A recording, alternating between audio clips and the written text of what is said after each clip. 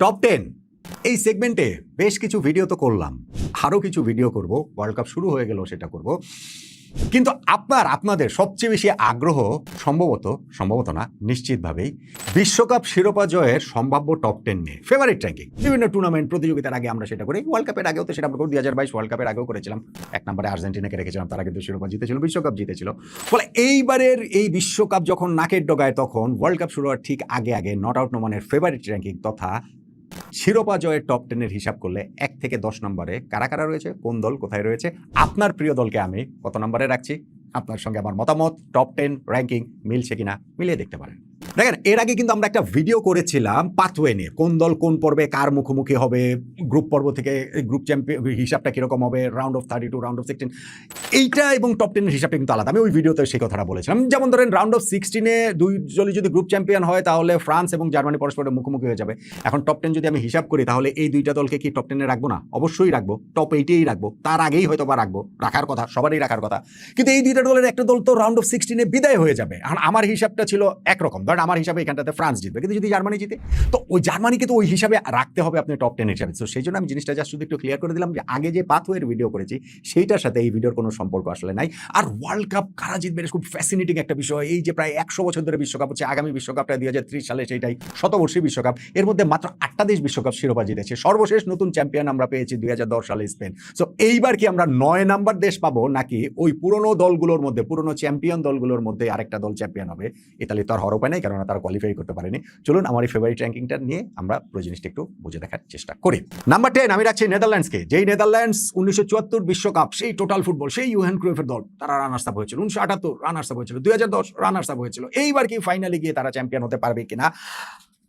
Group F এ Netherlands রয়েছে, সেখানে Japan, Sweden, Tunisia আছে। ওই ওয়ার্ল্ড কাপ শুরু হওয়ার আগে বিভিন্ন রকম প্রেডিক্টর আছে না, আমি যেমন প্রেডিকশন করছি এইরকম আর কি। ওই চিড়িয়াখানার বিভিন্ন প্রাণী, অক্টোপাস, মানে পল দি অক্টোপাস থেকে শুরু করে এখন তো হাতি, ঘোড়া, নানান কিছু পূর্ব ওই মানে ভবিষ্যৎবাণী তারা করছে, প্রযুক্তির সহায়তা আছে। সেখানে আমি নেদারল্যান্ডসকে দেখছিলাম যে খুব বেশ কিছু জায়গায়, একটা জায়গায় আমি দেখছিলাম যে না, নেদারল্যান্ডস চ্যাম্পিয়ন হবে। কিন্তু আমি তাদের ভাই টপ 10-এ, নাম্বার 10-এর উপর রাখতে পারছি না, কেন এই দলটা এই প্রস্তুতি ম্যাচগুলোতেও কিন্তু তাদের প্রিপারেশনটা খুব ভালো হয়নি, পারফরমেন্সটা খুব আহামরি ছিল না। ইনজুরির কারণে বেশ কিছু প্লেয়ার তারা মিস করছে। তার মধ্যে জাভি সিমন্সের মিসটা আমার কাছে মনে হয় যে একটা বড়।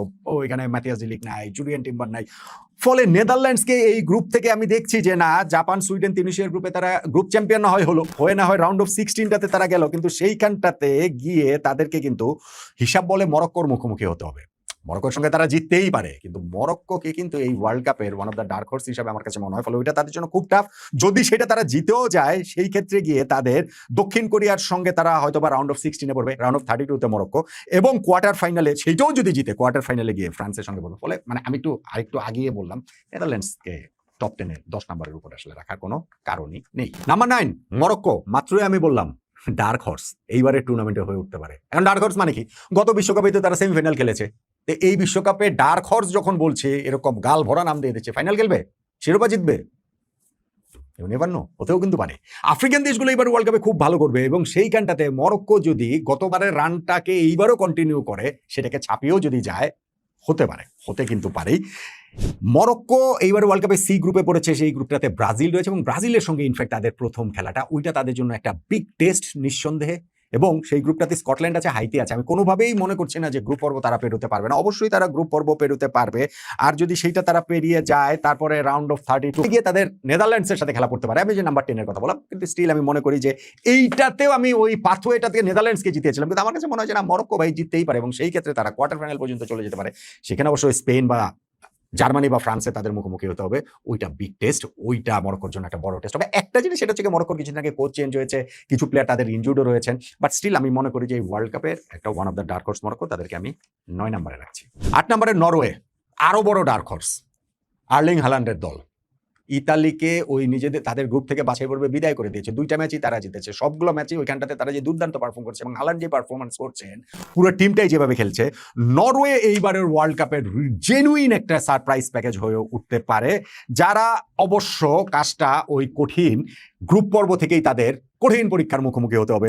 আই গ্রুপে তারা ফ্রান্সের সঙ্গে রয়েছে, সেনেগালের সঙ্গে রয়েছে এবং ইরাকের সঙ্গে রয়েছে। ফলে ফ্রান্স এবং সেনেগাল স্পেশালি এই দুইটা দল যখন রয়েছে, নরওয়ের জন্য কাজটা সহজ হবে না নকআউট পর্বে ওঠা। বাট স্টিল যখন আমি তাদের ফেভারিট র্যাঙ্কিংয়ে 8 নম্বরে রাখবো, তখন তো ওইটুকু তো এক্সপেক্ট করছি, ওইটুকু এক্সপেক্ট তো অবশ্যই করব। এবং সেই জায়গাটাতে তারা যদি এইখানটাতে নরওয়ে তারা রাউন্ড অফ 32-তে ইকুয়েডরের মুখোমুখি হবার কথা, আর সেই ক্ষেত্রে যদি তারা জেতে ওই ম্যাচটা, তাদের মুখোমুখি হয়ে যেতে পারে রাউন্ড অফ 16-এ ব্রাজিল। কি হবে ব্রাজিলের যদি মুখোমুখি হয়ে যায়? আর তারপরের পার্টটা তো রয়েছে, ব্রাজিল পর্যন্তই আপাতত রাখলাম, কিন্তু আমি মনে করি যে এই ওয়ার্ল্ড কাপে অনেককেই আসলে চমকে দিতে পারেন। তাদেরকে আমি ফেভারিট র্যাঙ্কিংয়ে 8 নম্বরে রাখছি। 7 নম্বর জার্মানি, 4বারের বিশ্ব চ্যাম্পিয়ন, তবে তাদের ফুটবলে এখন ভাটার টান। 2014 সেই চতুর্থ বিশ্বকাপের জয়ের পর থেকে গত 2টা বিশ্বকাপ কিন্তু তাদের ভীষণ বিবর্ণ গেছে। এইবার কি আলাদা কিছু হবে, ভিন্ন কিছু হবে? জার্মান মেশিন কি এইবার আবার পুরোপুরি কার্যক্ষম হয়ে উঠতে পারবে কিনা? টুর্নামেন্ট শুরু হওয়ার আগে সেটা মনে হচ্ছে না খুব একটা। একটা হচ্ছে কি, তারা যে গ্রুপ পর্ব পড়েছে সেইখানটাতে ই গ্রুপে আইভরি কোস্ট রয়েছে, ইকুয়েডর রয়েছে, কুরাসাও রয়েছে। গ্রুপ থেকে তারা গ্রুপ থেকে এবার কোনো বড় দল ভাই বাদ পড়বে না। মোটামুটি হচ্ছে গিয়ে আপনার 12টা গ্রুপে 24টার সঙ্গে তৃতীয় স্থানের আরও 8টাই 32টা দল নকআউট পড়েছে, তো ওইখানটাতে জার্মানি যাবেই। তবে ওই জায়গাটাতে তাদের জন্য রাউন্ড অফ 32-তে চেকিয়ার মুখোমুখি আমার হিসাবে হওয়ার কথা, ওইটা তারা পার পেলেও গ্রুপ চ্যাম্পিয়ন হয়ে রাউন্ড অফ 16-এ ফ্রান্সের মুখোমুখি হতে হবে। এই বাধা পেরোনো ভীষণ ভীষণ ভীষণ রকমেরই কঠিন এই জার্মানির জন্য। যদি তারা সেই বাধা পেরোতে পারে, ফ্রান্সকে যদি তারা হারিয়ে যেতে পারে, তখন কিন্তু আবার জার্মানির টুর্নামেন্টের ওয়ান অফ দ্য কন্টেন্ডার হয়ে যাবে। কারণ one of the contender, main contender ফ্রান্সকে তারা হারিয়ে দিচ্ছে। কিন্তু টুর্নামেন্ট শুরু হওয়ার আগের এই হিসাবকে আমি ইউলিয়ান নাগেলসম্যানের এই দলকে 7-এর উপরে রাখতে পারছি না। নাম্বার 6, আচ্ছা নাম্বার 6টা একটু থাকুক, নাম্বার 5 থেকে আবার একটু বলি। হ্যাঁ, মানে এটা থাকলো, বলছি। Number 5 England. ইংল্যান্ডের সবসময় ওয়ার্ল্ড কাপ যেটা হয় যে কামিং হোম, তারা ওই ওয়ার্ল্ড কাপ শুরু হওয়ার আগে এমন হাইপ ক্রিয়েট করে, তাতে মনে হচ্ছে যে ইংল্যান্ডের বিশ্বকাপ জেতাটা কেবলমাত্র সময়ের ব্যাপার। কিন্তু ওয়ার্ল্ড কাপ আসতে আসতে তাদের সেই এক্সপেকটেশনের যে একেবারে পুরোপুরি ফুটুস হয়ে যায়। এইবারের ওয়ার্ল্ড কাপেও সেটা হবে কিনা? তবে টমাস টুখেলের এই দল কিন্তু দুর্দান্ত। বাছাই পর্বে সব ম্যাচ তারা জিতেছে, শুধু জেতেই নি তারা, ওই 8 ম্যাচের মধ্যে তারা যে 22 গোল দিয়েছে, একটা গোলও খায়নি। সো হ্যারি কেইনের এই দল, ক্যাপ্টেন নিঃসন্দেহে তাদের সবচেয়ে বড় তারকা, তাদের পক্ষে এই ওয়ার্ল্ড কাপে বহুদূর যাওয়া সম্ভব, খুব ভালো কিছু করা সম্ভব। এল গ্রুপে ইংল্যান্ড পড়েছে ক্রোয়েশিয়ার সঙ্গে, ঘানার সঙ্গে, পানামার সঙ্গে, এবং যদি তারা এই গ্রুপে চ্যাম্পিয়ন হবে বলে আমি ধরছি, সেই ক্ষেত্রে রাউন্ড অফ 32-তে তাদের মুখোমুখি হতে হবে আলজেরিয়ার আমার হিসাব মতে, রাউন্ড অফ 16-এ তাদের মুখোমুখি হতে হবে মেক্সিকোর আমার হিসাব মতে, কোয়ার্টার ফাইনালে গিয়ে ব্রাজিল। এইটা তাদের জন্য একটা প্রথম বিগ টেস্ট। সেই টেস্ট যদি তারা পেরিয়ে যেতে পারে, তাহলে সেমিফাইনালে আর্জেন্টিনা কিংবা পর্তুগাল।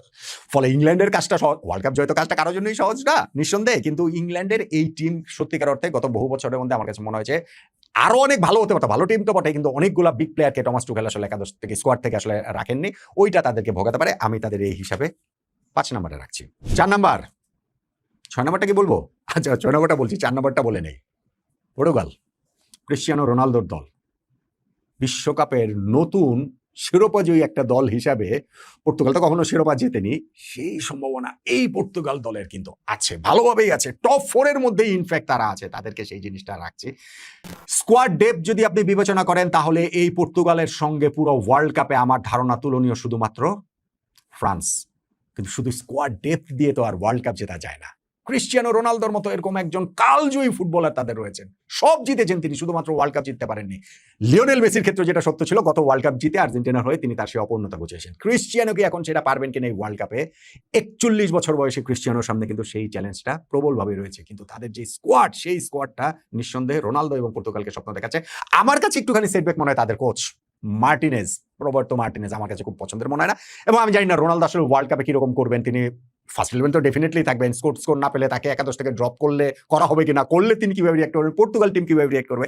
তবে এই Bruno Fernandes, Bernardo Silva, João Neves, Vitinha, Ruben Neves, Ruben Dias, অসাধারণ একটা টিম। তাদের আসলে বহু দূর যাওয়ার সম্ভাবনা আছে, সেটা নিয়ে কোনো রকম কোনো সংশয়ের জায়গা নেই।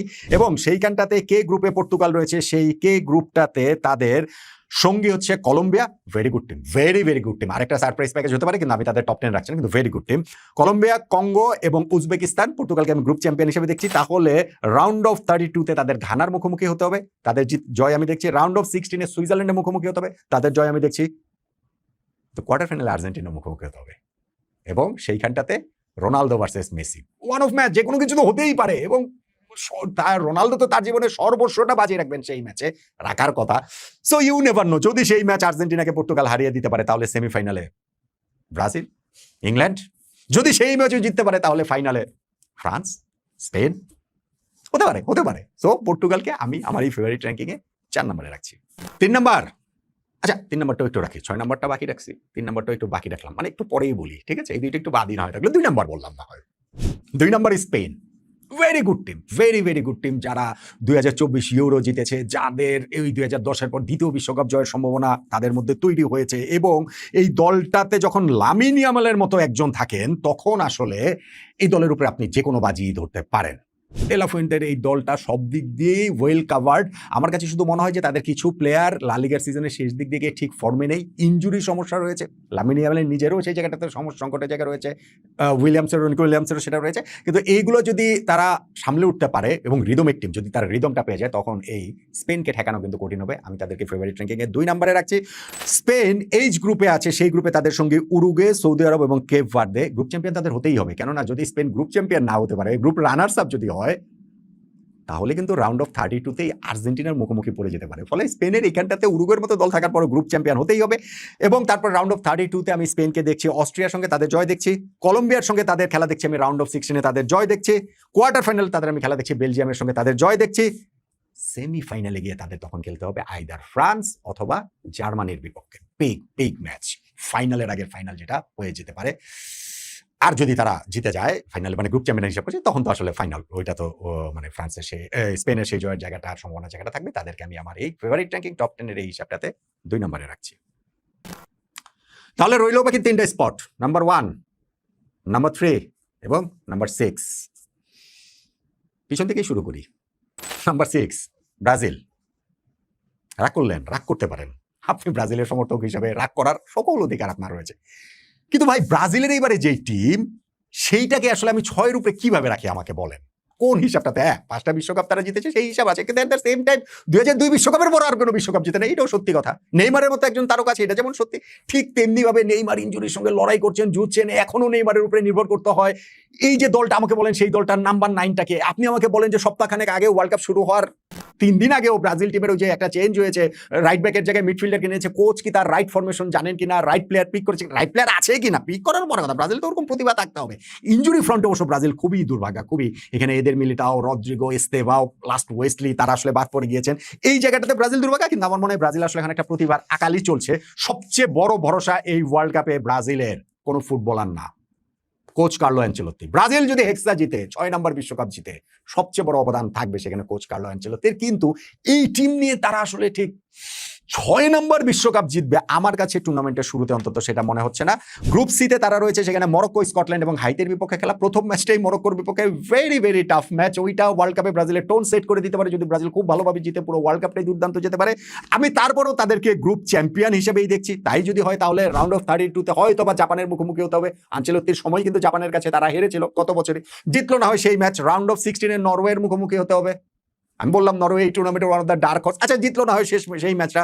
কোয়ার্টার ফাইনালে ইংল্যান্ডের মুখোমুখি হতে হবে, খুব কঠিন। জিতলো না হয় সেই ম্যাচ। সেমিফাইনালে আর্জেন্টিনা বা পর্তুগালের মুখোমুখি হতে হবে, খুব টাফ ভাই। ব্রাজিলের পক্ষে শিরোপা জয় যেভাবেই করেন, যতই রাগ করেন, সমর্থকদের সত্তা তো একরকম, কিন্তু বাস্তবতা যেটা বলছে, আমি টুর্নামেন্টের শুরুতে ব্রাজিলকে 6ষ্ঠ শিরোপা জয়ের হিসাবের আগে আমি তাদেরকে 6 নম্বরে রাখছি। এবং ওই 6 নম্বর শিরোপার হেক্সার চেয়ে এই হেক্সা যে তারা শিরোপা না জেতার সময়টা দীর্ঘায়িত হওয়া, সেই হেক্সা নাম্বারটাতেই 6 নম্বরেই সব মিলে এই ব্রাজিলকে আমি রাখছি। রইল বাকি 1 আর 3, তাই তো? 3 নম্বর আর্জেন্টিনা।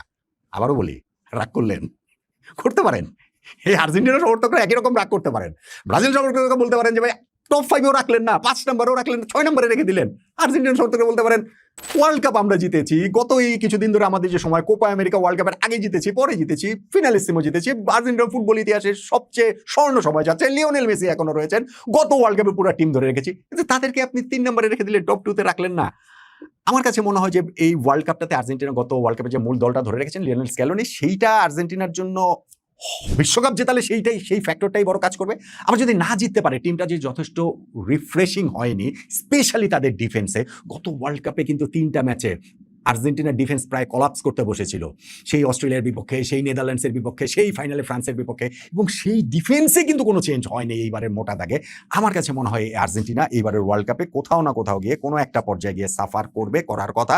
কিন্তু ধরেন গ্রুপ পর্বে তাদের খেলা পড়েছে, যে গ্রুপে অস্ট্রিয়ার সঙ্গে, আলজেরিয়ার সঙ্গে, জর্ডানের সঙ্গে, এটা কোনো প্রবলেম হওয়ার কোনো কারণই নাই। রাউন্ড অফ 16-এ উরুগুয়ের সঙ্গে তাদের খেলা পড়ে যেতে পারে, কিংবা স্পেনের সঙ্গে, মানে ওই গ্রুপের যারা রানার্স আপ হবে। এইটা আর্জেন্টিনার জন্য একটা বিগ টেস্ট। স্পেনের সঙ্গে খেলা হলে খবর আছে, কিন্তু উরুগুয়ের সঙ্গে খেলা হলেও খবর থাকলেও আমি মনে করি আর্জেন্টিনা সেই জিনিসটা জিতে যাবে। সেক্ষেত্রে রাউন্ড অফ 16টা তুলনামূলক একটু সহজ করতে পারে। ধরেন মিশর অথবা তুর্কি, তাদের সঙ্গে খেলা পড়বে তুলনামূলক একটু সহজ।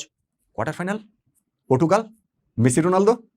ও আচ্ছা, পর্তুগালকে তো আমি 4 নম্বরে রেখেছি, আর্জেন্টিনাকে 3 নম্বরে রাখলাম, তাহলে সেই হিসাবে ঠিক আছে। এটা তো নয় আর্জেন্টিনা একটু জিতলো, সেমিফাইনালে গিয়ে তো তখন হয়তো আবার ব্রাজিল কিংবা ধরেন ইংল্যান্ড, তাদেরকেও আমি পরে রেখেছি। সেই হিসাবে আর্জেন্টিনা ফাইনালে উঠে যেতে পারে। কিন্তু এটা তো এই পাথওয়ের হিসাব না, আমার তো হিসাবটা হচ্ছে কি কোন দল চ্যাম্পিয়ন হবে সেই হিসাবে টানে র্যাঙ্কিংটাই, ফেভারিট র্যাঙ্কিংটা, টপ 10টা। সো সেই হিসাবে লিওনেল স্ক্যালোনির এই দল, লিওনেল মেসি, ম্যাজিশিয়ান লিওনেল মেসির এই দলকে সত্যিকার অর্থে ভাই আমি আসলে টপ 2-তে রাখতে পারছি না, তাদেরকে আমি 3 নম্বরে রাখছি। এবং নাম্বার 1 ফ্রান্স। ফ্রান্সের হ্যাট্রিক বিশ্বকাপ ফাইনাল খেলাটা আমি দেখছি। 2018 বিশ্বকাপ ফাইনাল তারা জিতেছিল, 2022 বিশ্বকাপ ফাইনাল তারা হেরেছিল। এইবার ওয়ার্ল্ড কাপ শুরু হওয়ার আগে তাদেরকে আমার কাছে ফেভারিট র্যাঙ্কিংয়ে 1 নম্বরে মনে হয়, যদিও ফ্রান্সের একটা বড় সেটব্যাক রয়েছে। দেখেন ফ্রান্সের স্কোয়াড ডেপথ অবিশ্বাস্য, অতুলনীয়। সেখানে ওই যে Kylian Mbappe, Olise, Dembele, Desire Doue, তাদের ওই মিডফিল্ড, মানে ডিফেন্স, পুরো টিমটা। দিদিয়ের দেশম এত বছর ধরে কোচ রয়েছেন, সেই আর্জেন্টিনার স্ক্যালোনির মতোই পুরো টিমটা জানে কোচ কি চান, কোচ জানেন প্লেয়ারদের সেরাটা কিভাবে বের করে আনতে হবে। এবং সেই দলটা গত 2টা ওয়ার্ল্ড কাপে ফ্রান্সের এরকম পারফরমেন্স, গত বিশ্বকাপ ফাইনালে এরকম ট্র্যাজেডি, এমবাপ্পে হ্যাট্রিক করে পরাজিত দলে। আমার কাছে মনে হয় যে টুর্নামেন্ট শুরু হওয়ার আগের হিসাবে অন্ততপক্ষে ফ্রান্সকে আমি 1 নম্বরে রাখছি। দেন এগেইন 1 নম্বরে রাখলেই যে শিরোপা জিতবে বা বহুদূর যাবে তা না। যেটা বলছিলাম জার্মানির সঙ্গে তাদের রাউন্ড অফ 16-এ দেখা হবে, সেখানে তো তারা বাদ পড়ে যেতে পারে। তবে টুর্নামেন্ট শুরু হওয়ার আগের হিসাবটাতে ফ্রান্সকে আমি এর বাইরে রাখতে পারছি না। আই গ্রুপে তাদের খেলা, তাদের সবচেয়ে কঠিন যে জায়গাটা আমি বলছিলাম ফ্রান্সের, সেটা হচ্ছে ফিক্সচার। ওয়ার্ল্ড কাপের যে 10টা টিমের কথা বললাম, কিংবা ওয়ার্ল্ড কাপে 48টা টিম যাদের কথা বলেন, সবচেয়ে কঠিন শিরোপা প্রত্যাশী দলগুলো, শিরোপা যারা জিতবে, সবচেয়ে কঠিন ফিক্সচার ফ্রান্সের। সিরিয়াসলি গ্রুপ পর্বে তারা আই গ্রুপে পড়েছে নরওয়ের সঙ্গে, সেনেগালের সঙ্গে, ইরাকের সঙ্গে। ইরাকে বাদ দিল বাকি 2টা দল দেখেন রাউন্ড অফ তারপর আমি ধরলো তারা গ্রুপ চ্যাম্পিয়ন হবে, এক্সপেক্ট করছি। রাউন্ড অফ 32-তে প্যারাগুয়ের সঙ্গে খেলো, সহজ। রাউন্ড অফ 16-এ তাদের জার্মানির সঙ্গে খেলতে হবে, ঠিক আছে, তারা জিতলো। কোয়ার্টার ফাইনালটা তখন হয়তো বা একটু সহজ হতে পারে, নেদারল্যান্ডস কিংবা ধরেন মরক্কো। সেমিফাইনালে গিয়ে আবার স্পেনের সঙ্গে খেলতে হবে। তো আপনি দেখেন ফাইনালে ওঠার আগে তাদের স্পেন, জার্মানি, এইরকম একটা পাথ হয়ে রয়েছে ফ্রান্সের জন্য কিন্তু। এবং গ্রুপ পর্বটাও কঠিন ফ্রান্সের জন্য, কিন্তু এটা এই ফিক্সচারটাই আমার কাছে মানে সবচেয়ে বড় তাদের শত্রুই আমি বলবো। তা না হলে গতবারের ফাইনালের ওই দুঃস্বপ্ন বা তাদের ওই হৃদয় ভাঙার গল্প শেষ করে বা একটুখানি সেই ক্ষতে প্রলেপ দিয়ে এইবারের ফ্রান্সকে আমি বিশ্বকাপ শিরোপা জয়ের ফেভারিট র্যাঙ্কিংয়ের তালিকায় 1 নম্বরে রাখছি, এই টপ 10-এ। তাহলে আজকের টপ 10-এ বিশ্বকাপ শুরু হওয়ার ঠিক আগে বিশ্বকাপ শিরোপা জয়ের জন্য নট আউট নো ওয়ানের ফেভারিট র্যাঙ্কিংটা এইরকম: 1 নম্বর ফ্রান্স, 2 নম্বর স্পেন, 3 নম্বর আর্জেন্টিনা, 4 নম্বর পর্তুগাল, 5 নম্বর ইংল্যান্ড, 6 নম্বর ব্রাজিল, 7 নম্বর জার্মানি, 8 নম্বর নরওয়ে, 9 নম্বর মরক্কো এবং 10 নম্বর নেদারল্যান্ডস। বড় বড় দল কিন্তু মিস রয়েছে এখানটাতে নাই। ধরেন ক্রোয়েশিয়া গত 2টা বিশ্বকাপেরই তারা টপ 4 পর্যন্ত গেছে, একটা সেমিফাইনাল, একটা ফাইনাল, আমি তাদেরকে রাখিনি। আরও এরকম দল রয়েছে, চমকে দেওয়ার মতো দলও আছে। আমার মনে হয় না এই 10 দলের বাইরে কেউ আসলে বিশ্বকাপ জিততে পারবে। চমক দিতে পারেন, এগুতে পারেন, বেশ কিছু দূর যেতে পারেন, বিশ্বকাপ জিততে পারবেন না। কিন্তু আমার এই ফেভারিট র্যাঙ্কিংটা আপনার পছন্দ হওয়ারও কোনো কারণ নাই, আমি নিশ্চিত। কেননা ধরেন আমাদের দর্শকদের, বাংলাদেশের মানুষদের, আমরা যেহেতু ফুটবল বিশ্বকাপ সময় মোটা দাগে ভাগ হয়ে যায় ব্রাজিল এবং আর্জেন্টিনায়, বেশিরভাগ সমর্থকই তাই। সেই আর্জেন্টিনাকে আমি রেখেছি 3 নম্বরে, সেই ব্রাজিলকে আমি রেখেছি 6 নম্বরে। আপনি তাই একটু রাগ করতেই পারেন, কিন্তু আপনি আমাকে বলেন তো দেখি আপনার ফেভারিট র্যাঙ্কিংটা আসলে তাহলে কীরকম হবে, এবং আপনার ফেভারিট দলটাকে আপনি কয় নম্বরে রাখবেন? আবেগ দিয়ে বলতে পারেন, কিন্তু একই সঙ্গে একটু যুক্তি দিয়েও আপনার